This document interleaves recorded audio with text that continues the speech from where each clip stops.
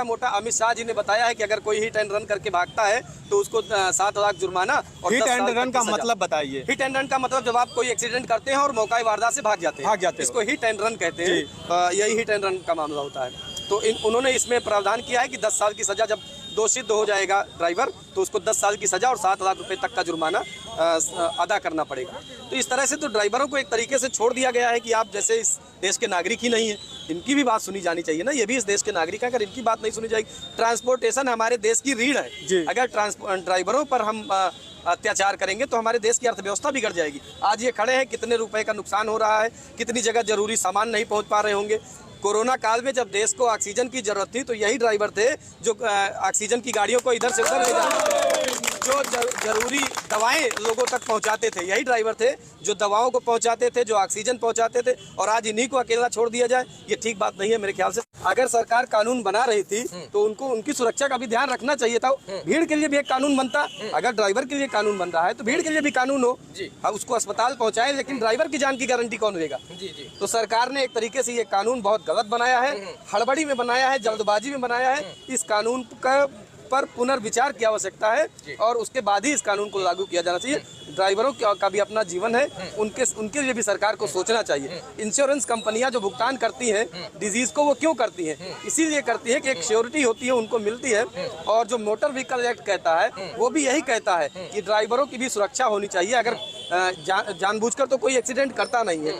Hit and run का जो सरकार जो अपनी तरफ से पक्ष रख रही है, हिट एंड रन का जो मामला बता रही है कि ठोक कर गाड़ी भाग जाते, ऐसा 100 में से 2 ही लोग करते हैं। जानबूझकर कोई एक्सीडेंट नहीं करता। सरकार को चाहिए था, अगर वो कानून ले आ रही थी तो पहले इनको जागरूक करना चाहिए था। ड्राइवर्स को उस कानून के बारे में बताते, मोटर मालिक को बताते, अपने रोडवेज के कर्मचारियों को बताते, उसके बाद ये कानून लागू करते। मुझे लगता है सरकार जल्दबाजी में ये कानून लेकर आई है। इस कानून का विरोध होना चाहिए। इस कानून पर सरकार को पुनर्विचार और समीक्षा की आवश्यकता है। सर, ये जो ट्रक ड्राइवर, बस ड्राइवर और जो सरकार है उसके जो नियम और कानून है, इसके दायरे में जो यात्री आके यहाँ परेशान हो रहे हैं, आखिर यात्रियों का क्या दोष है जो यहाँ पर अफरा तफरी का माहौल है? कुछ बच्चों से बात की, उन्होंने कहा हमें पेपर देने जाना है और नहीं देने जा पा रहे हैं, तो उनका क्या दोष है सर? सरकार का दोष है, न इनका दोष है, न परेशान होने वाले लोगों का दोष है। ये सीधे सीधे सरकार का दोष है और फेल्योर भी है। अगर आप कोई कानून ले आते हैं तो पहले उस कानून के बारे में जनता को जागरूक करने की आवश्यकता होती है। हमारा संविधान भी ये कहता है। और अगर आप जनता को जागरूक नहीं करते, जिस कानून से जो प्रभावित हो रहा है उसको बताते नहीं है, तो ये एक तरीके से गलत बात है। सरकार को इस कानून की समीक्षा करनी चाहिए और ऐसा कोई कानून नहीं बनाना चाहिए जिससे किसी एक पक्ष को फायदा हो और दूसरे पक्ष को नुकसान हो। सरकार सबके लिए होती है, सरकार सबकी होती है, सरकार को सबके बारे में सोचना चाहिए। इसमें ड्राइवरों का नुकसान क्या है?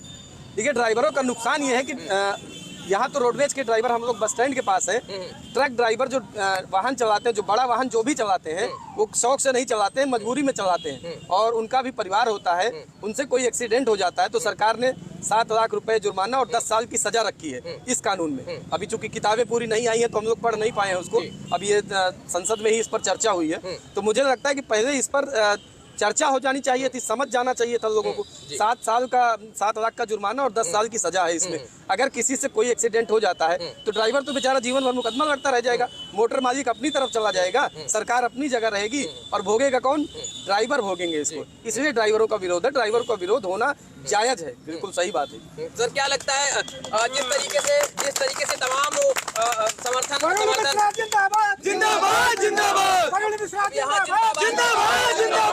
जिंदाबाद के भी नारे लगने लगे हैं और इसलिए चूंकि अब इनको समर्थन भी धीरे धीरे और लोगों का मिलना शुरू हो चुका है। ये वकील साहब हैं, सुल्तानपुर दीवानी न्यायालय के फौजदारी के सीनियर अधिवक्ता भी हैं, और जब इन्होंने सुना कि यहाँ पर आज चक्का जाम का ऐलान बस अड्डे पर हुआ है तो ये साहब यहाँ भी मौके पर पहुँच गए। सर, अब अंत में मैं ये जानना चाहता हूँ कि ये जो लोग हंगामा कर रहे हैं, ये हंगामा कितना जायज है और कब तक जायज रहना चाहिए जो हंगामा कर रहे हैं? देखिए, हंगामा नहीं कर रही है तो अपनी बात रख रहे हैं ना, और अपनी बात रखने का लोकतंत्र में सबको अधिकार है। हमारा देश लोकतांत्रिक देश है, उसने सबको संविधान के अंदर ये इजाजत दी हुई है, कोई भी अपना विरोध प्रदर्शन लोकतांत्रिक तरीके से कर सकता है। ये इनका जायज अधिकार है, इसको कोई सरकार इनसे छीन नहीं सकती। इनकी बात जायज है, इनकी बात सुनी जानी चाहिए और कानून की पुनर्समीक्षा होनी चाहिए। सर, आप इनका पक्ष रखेंगे या फिर इनके समर्थन में आए, इस हंगामे में, इस चक्का जाम के समर्थन में आए, या इनका आप पक्ष रखेंगे कानूनी तौर पर? अगर ये चाहेंगे तो हम इनको कानूनी सहायता भी उपलब्ध कराएंगे और मैं इनके साथ खड़ा हूँ, इनके समर्थन में खड़ा हूँ। सर, क्या इस कानून में कुछ संशोधन करने की जरूरत है या फिर इस कानून को बिल्कुल हटा देना चाहिए? नहीं, इस कानून में संशोधन की आवश्यकता है। एक ही पक्ष का फायदा नहीं होना चाहिए। ड्राइवर्स के लिए भी आप श्योरिटी निर्धारित करिए। इनकी तनख्वाह 50,000 लीजिए, जुर्माना इनकी तनख्वाह 50,000 कर दीजिए, इनकी तनख्वाह 40,000 कर दीजिए, उसके बाद करिए आप। देखिए, क्योंकि जो ड्राइवरों का जो मन में एक डर है, उनका यही है कि जब हमसे कभी गलती से एक्सीडेंट हो जाता है तो लोग हमें जान से मार देते हैं, गाड़ियों को आग लगा देते हैं। जब तक प्रशासन वहाँ आती है तब तक हमारी जान चली जाती है। उसी को बचाने के चक्कर में हम भागते हैं। सबसे मेन मकसद मुद्दा इनका यही है कि हमारे लिए क्या बना है। बिल्कुल सही है, ये तो इनके खिलाफ भी कानून है ना, पूरी तरह से इनके खिलाफ कानून है। और इस कानून को मुझे लगता है कि सरकार को वापस लेना चाहिए, इनकी बात सुनी जानी चाहिए। सर, इस कानून के बारे में बहुत से ऐसे ड्राइवर हैं जिनको कुछ पता ही नहीं है। संक्षेप में क्या आप बता सकते हैं थोड़ा से? नहीं, अभी तो चूंकि इस कानून की पूरी किताबें अभी आई नहीं है। हाँ, अभी संसद में चर्चा हुई, जो मोटा अमित शाह जी ने बताया है कि अगर कोई हिट एंड रन करके भागता है तो उसको 7 लाख जुर्माना और हिट एंड रन का मतलब बताइए। हिट एंड रन का मतलब जब आप कोई एक्सीडेंट करते हैं और मौका वारदात से भाग जाते हैं, इसको हिट एंड रन कहते हैं। यही हिट एंड रन का मामला होता है। तो उन्होंने इसमें प्रावधान किया है कि 10 साल की सजा, जब दोषी हो जाएगा ड्राइवर तो उसको 10 साल की सजा और 7 लाख रुपए तक का जुर्माना अदा करना पड़ेगा। तो इस तरह से तो ड्राइवरों को एक तरीके से छोड़ दिया गया है कि आप जैसे इस देश के नागरिक ही नहीं है, इनकी भी बात सुनी जानी चाहिए ना। ये भी इस देश के नागरिक है, अगर इनकी बात नहीं सुनी जाएगी। ट्रांसपोर्टेशन हमारे देश की रीढ़ है। अगर ड्राइवरों पर हम अत्याचार करेंगे तो हमारे देश की अर्थव्यवस्था बिगड़ जाएगी। आज ये खड़े हैं, कितने रुपए का नुकसान हो रहा है, कितनी जगह जरूरी सामान नहीं पहुंच पा रहे होंगे। कोरोना काल में जब देश को ऑक्सीजन की जरूरत थी तो यही ड्राइवर थे जो ऑक्सीजन की गाड़ियों को इधर से उधर ले जाते, जो जरूरी दवाएं लोगों तक पहुंचाते थे। यही ड्राइवर थे जो दवाओं को पहुंचाते थे, जो ऑक्सीजन पहुंचाते थे। और आज इन्हीं को अकेला छोड़ दिया जाए, ये ठीक बात नहीं है। मेरे ख्याल से सरकार को इस पर, ये जो ड्राइवर अपने आप को बड़े वो समझते थे कि नहीं मोदी सरकार बहुत बढ़िया है, बहुत अच्छा मानती है, वो सारे के सारे आपसे सामने आ गई। केवल इतनी बात नहीं है, ये कानून केवल सामने से दिख रहा है कि जो वो है ड्राइवर हैं उनको सजा देने के लिए। भाई ड्राइवर तो कौन है? आप भी ड्राइवर हो, ये सारे के सारे जितने पत्रकार बैठे, भैया मोटरसाइकिल पे आए हो ना, कार से आए हो ना, तो ड्राइवर तो तुम भी हो, मैं भी हूं। इस देश में मैं समझता हूं छोटे मोटे बच्चों को छोड़ के बाकी सारे लगभग लोग जो है मतलब ड्राइवर ही हैं। तो इन सबके लिए कानून है, केवल वो नहीं ट्रक चलाते हैं, बस चलाते हैं उनके लिए, सबके लिए, सबकी गर्दन इस तरह से फंसाई जा रही है। पर ये इसलिए है, देखिए ये सरकार जो एक कानून में संशोधन करके लेकर आई है, और वो है कि जो ड्राइवर होगा वो एक्सीडेंट अगर करेगा तो उसकी सजा 10 साल की होगी और 7 लाख रुपए जुर्माना होगा। सजा 10 साल की और 7 लाख रुपए जुर्माना। मैं एक बात बहुत सिंपल सी सीधी सी पूछना चाहता हूं इस सरकार से, क्या एक्सीडेंट कोई जान के करता है? अगर सामने कोई पक्षी आ जाए, कोई जानवर आ जाए, कोई इंसान आ जाए, वो भरसक कोशिश करता है कि किसी भी सूरत में उसको चोट ना लग जाए। और कई बार ऐसी स्थिति आती है कि उसमें वो खुद जो ड्राइवर है, उसमें बैठे हुए जो लोग हैं गाड़ी में, वो बड़े भयानक हादसे का शिकार हो जाते हैं। मैं एक एक्सीडेंट को जानता हूं, ऐसे कितने ही हैं, पर मैं एक एक्सीडेंट का उदाहरण देता हूं। बीजेपी के ही एक एमपी रहे हैं, संघप्रिय गौतम, नाम भी लेता हूं। वो लखनऊ की तरफ जा रहे थे गाड़ी से, एम्बेसडर गाड़ी में ऐसे ही एक व्यक्ति को, साइकिल वाले को बचाते हुए, उनकी गाड़ी एक गहरे उसमें पोखर में, जोहड़ जिसे बोलते हैं, पूल, तालाब जिसे अंग्रेजी में और हिंदी में बोलते हैं, उसमें जाके गिरी। उनके परिवार के 4 लोगों की मौत हुई, 4 लोगों की, जिसमें उनका बेटा भी था।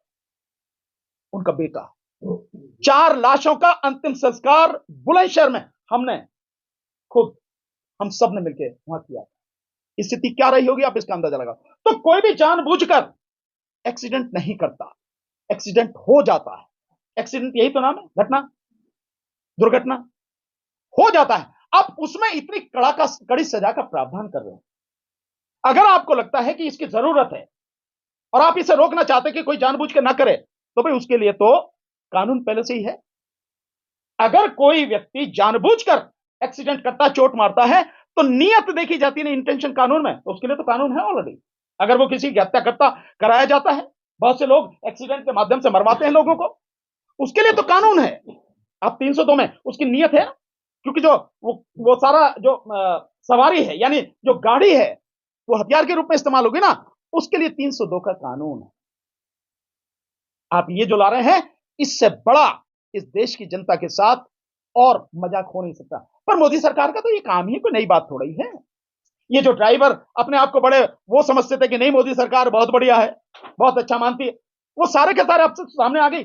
केवल इतनी बात नहीं है, कानून क्यों लाया गया है, इसके पीछे बहुत गहरी साजिश है। ये कानून केवल सामने से दिख रहा है कि जो वो है ड्राइवर हैं उनको सजा देने के लिए। भाई ड्राइवर तो कौन है, आप भी ड्राइवर हो, ये सारे के सारे जितने पत्रकार बैठे भैया मोटरसाइकिल पे आए हो ना, कार से आए हो ना, तो ड्राइवर तो तुम भी हो, मैं भी हूं। इस देश में मैं समझता हूं छोटे मोटे बच्चों को छोड़ के बाकी सारे लगभग लोग जो है मतलब ड्राइवर ही हैं।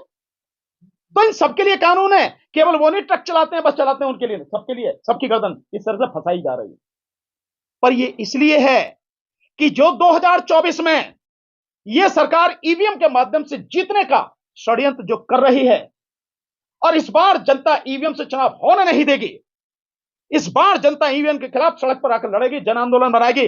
उस समय कोई भी व्यक्ति किसी भी तरह से बस में, ट्रक में, गाड़ियों में, मोटरसाइकिल पे कहीं बैठ के ना आ जाए, इसलिए पहले इनकी गर्दन दबोचो। यह है उसकी इंटेंशन इस कानून के पीछे। यह है कि जिस समय वो सत्ता में वापसी के लिए सारे हथकंडे अपनाएगी, तब किसी भी व्यक्ति को किसी भी तरह का वाहन उपलब्ध न हो जाए। यह है गहरी साजिश, इसलिए सारे के सारे काम किए जा रहे हैं। तो हम इसका पूरी तरह से विरोध करते हैं, और सभी ड्राइवर भाई हमारे जो इस देश की आधी से ज्यादा आबादी है, वो ट्रक के ड्राइवर हों, बस के ड्राइवर हों, मेटाडोर के हों, छोटे हाथी के हों, कार के हों, मोटरसाइकिल के हों, स्कूटर के हों, कोई भी, हम उनके साथ में हैं, पूरी ताकत से उनके साथ में हैं। इस लड़ाई में हम कंधे से कंधा, कदम से कदम मिलाकर उनका साथ देंगे। समझ में नहीं आता, सरकार का मतलब ये नहीं कि पहले करो और फिर देखो कि क्या होता है। सरकार का मतलब है कि सारी चीजों का आकलन पहले कर ले कि इसके संभावित परिणाम प्लस और माइनस क्या हो सकते हैं, पक्ष और विपक्ष में कहां तक जा सकते हैं, फायदे क्या हो सकते हैं, नुकसान क्या हो सकते हैं, उसके बाद में कानून लाना चाहिए। पर यह सरकार तो ऐसी है, नोटबंदी करती है और उसके बाद में लोग अपने ही पैसे के लिए सड़क पर मर जाते हैं, और सरकार दिन प्रतिदिन उनमें कानूनों में, उसमें नियमों में बदलाव करती है। ऐसे जीएसटी लाती है और जीएसटी में हजारों तरह के उसमें बदलाव कर दिए गए, बावजूद उसके आज भी ठीक से नहीं वो सारी चीजें आ रही काबू में, ये सरकार। और मैं समझता हूं इस विषय पे हमारे आदरणीय डीसी कपिल साहब जो है बहुत बढ़िया आपको जवाब देंगे, क्योंकि ट्रांसपोर्ट डिपार्टमेंट की, ट्रांसपोर्ट की एक लॉबी, जो लोग हैं जो दिल्ली और एनसीआर में जबरदस्त तरीके से उनकी उपस्थिति है, आपके साथ आंदोलन में हमेशा रहे हैं, साथ रहे हैं, ये बहुत अच्छी तरह से जानते हैं। तो मैं चाहूंगा कि आदरणीय डीसी कपिल साहब इस विषय में अपनी बात रखें। देखिए, मोटर वाले मामले में जैसे भानु प्रताप जी ने बताया है, कल दिल्ली और एनसीआर की जो ट्रांसपोर्टर हैं वो कल दिल्ली के जंतर मंतर पे 12 बजे से लेकर के 5 बजे तक एक बहुत बड़ा आयोजन कर रहे हैं। जैसे देश के दूसरे देशों में ट्रांसपोर्टरों ने ट्रांसपोर्ट को बंद कर दिया है, ट्रक खड़े कर दिए हैं, यहाँ पर भी वो स्थिति बनने वाली है। और दिल्ली एनसीआर ट्रांसपोर्ट एकता मंच के माध्यम से मैं उस संगठन से जुड़ा हुआ भी हूँ। कल जो है एक बहुत बड़ा आंदोलन भी होगा, और ये आंदोलन अंततः ईवीएम के आंदोलन में जो 6 तारीख को जंतर मंतर पर होने वाला है, उसमें भी उनका पूरा सहयोग और समर्थन हमारे साथ रहेगा। तो ये जितने भी आंदोलन धीरे धीरे चल रहे हैं, ये ईवीएम हटाओ आंदोलन के साथ आने वाली 6 जनवरी को जंतर मंतर से जो है सब लोग जुड़ेंगे, और पूरे लोग जो है एक साथ हम लोग आगे बढ़ेंगे।